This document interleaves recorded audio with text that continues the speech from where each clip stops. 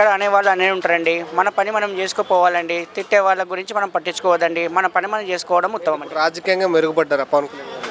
రాజకీయంగా ఎప్పుడో మెరుగుపడ్డారు. ఇంకా మెరుగుపడాల్సిన అవసరం ఉందండి. రాజకీయాలలో ఎంత నేర్చుకున్నా, ఎంత తెలుసుకున్నా తక్కువేనండి. ఇంకెంతో కొంత తక్కువనే ఉంటుంది. కాబట్టి ఆయన ఎప్పటికప్పుడు ప్రతిరోజు అభివృద్ధి చెందుకుంటూ, డెవలప్ చేసుకుంటూ ఉంటున్నారండి. ఈసారి ఆయన పార్టీ అక్కడ తెలంగాణలో కూడా పోటీ చేస్తుంది అంటున్నారు. అక్కడ ఏమైనా ప్రభావం ఉంటుందా ఈయన పార్టీ?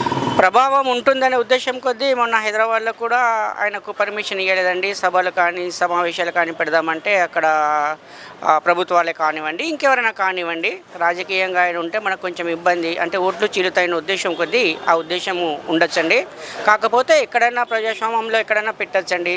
టీడీపీ ఉంది, కాంగ్రెస్ ఉంది, జాతీయ పార్టీలు ఉన్నాయి, రాష్ట్ర పార్టీలు ఉన్నాయండి, ప్రాంతీయ పార్టీలు ఉన్నాయండి. ఎవరు ఎక్కడైనా పార్టీ పెట్టచ్చండి. ఓవరాల్గా ఆయన గురించి ఒక్క మాటలో మీ అభిప్రాయం? మంచి అభిప్రాయమేనండి పవన్ కళ్యాణ్ గారి గురించి. ఆయన మంచిగానే వర్క్ చేస్తుండండి. ఆయన సహాయశక్తులు ఆయన కృషి చేస్తున్నాడండి. నియోజకవర్గానికి, రాష్ట్ర అభివృద్ధికి పాటుపడుతున్నారండి.